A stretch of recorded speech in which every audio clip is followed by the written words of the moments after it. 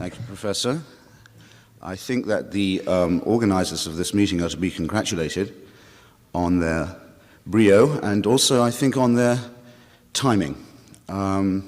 We are met today as witnesses of the decomposition of a political regime in this capital city, which uses the language of capitalism and of free enterprise, employs the ideology of selfishness and self-interest, and stresses the rhetoric of laissez-faire, while bloating and expanding the role of the state, debauching the treasury and the currency, and relying upon a state within a state for the secret conduct of most policy. There may, and I think there will not be, any convergence of ideas between socialist and capitalist schools this evening, but this need not prevent us, I think, from seeing that a regime may combine the basest features of statism and collectivism with the basest elements of utilitarianism and libertarianism too.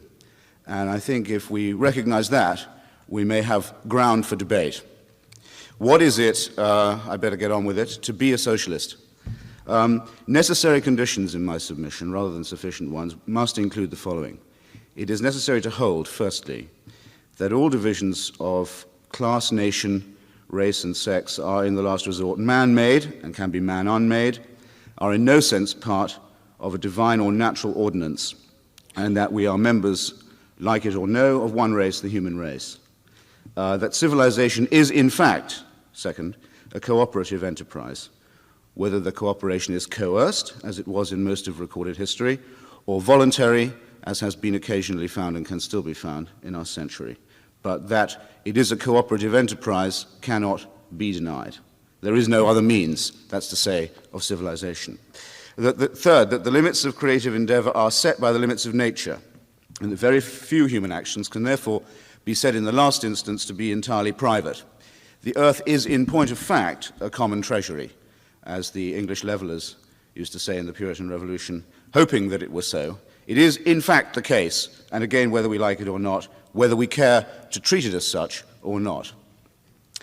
Fourth, that there is no God and no supernatural, that this recognition obliges us morally to maximize the felicity of the one life that we are permitted.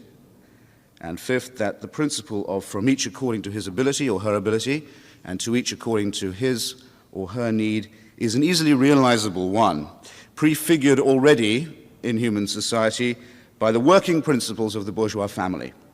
That unique engine of thrift, enterprise, the transmission of morality, operates precisely on the principle of from each according to his or her ability and to each according to his or her need. There is, in fact, no other way that a family could decently or possibly be run. I make no moral judgment as between the decency and the possibility. Such a distinction would be odious. Marxists describe freedom as the recognition of necessity, and only then proceed to say that the free development of each is the condition for the free development of all, a stipulation that obviously implies its corollary, that the educator must be educated. That's why I stress the above as necessary conditions rather than sufficient ones. We do not ask for these things to be true. We might even prefer them not to be, but we must recognize them as given and as such. Sufficient conditions, I think, center on the question of class. Marxists recognize that history is indeed the contest of competing social forces, and that so is the present such a competition. All attempts to describe society as merely organic and harmonious, or as a free competition or race between individuals with differing attainments and endowments, fail, because they ignore this simple and obvious fact, which again we do not preach, we simply recognize, insist upon, and make as a point of departure. Let me, if I may, quote you from Marx and Engels' preface to the German Ideology in 1845, where they say that they and their supporters, and I'm quoting now, "We do not preach morality at all.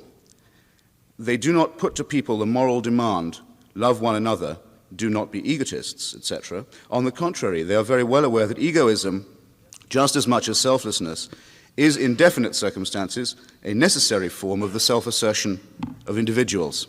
I think this shows clearly enough that Marxists understand what Randians term, as if they discovered it, the virtue of selfishness.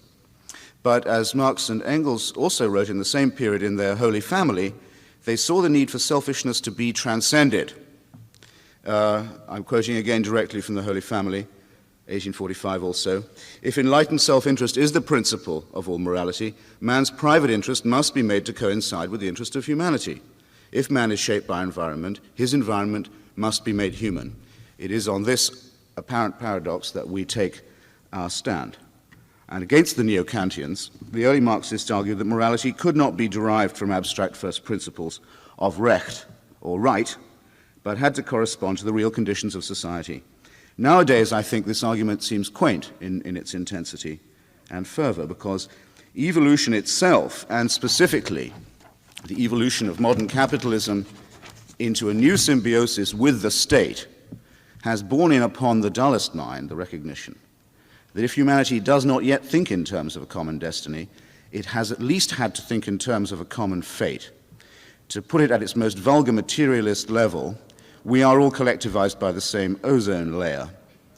The thermonuclear world is a great leveler, and just as there can be no purely moral, conscientious objection in a thermonuclear conflict, nor can there be any merely ethical or self-interested collaboration with it. Everybody, after all, in this auditorium is a uniformed conscript.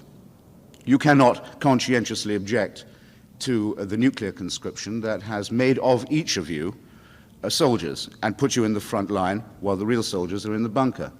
This recognition of reality enforces a sense of collective humanity upon us. Again, we do not preach this, we recognize it. Socialism, said Oscar Wilde, would free us from the distressing necessity of living for others. The feelings of compassion and solidarity and responsibility, after all, are no less instinct in our species than those of self-interest. It's precisely because these instincts of solidarity and compassion represent a human need, a need to be of help to others, a point very well made by Professor Richard Titmuss in his famous book, The Gift Relationship.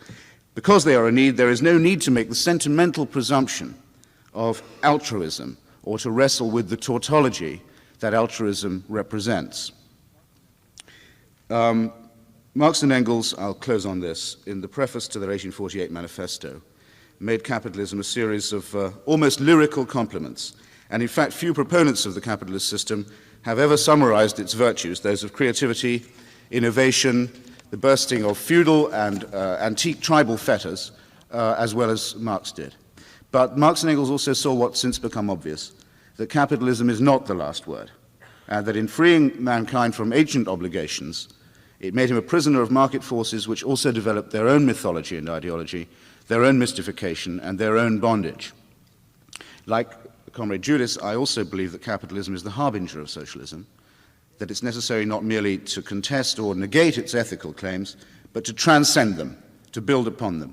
And from this, if I may coin a phrase, dialectic, I think we might get a truly human and unillusioned morality that was free from superstition or religion. On that realizable aspiration, I rest my case. Thank you.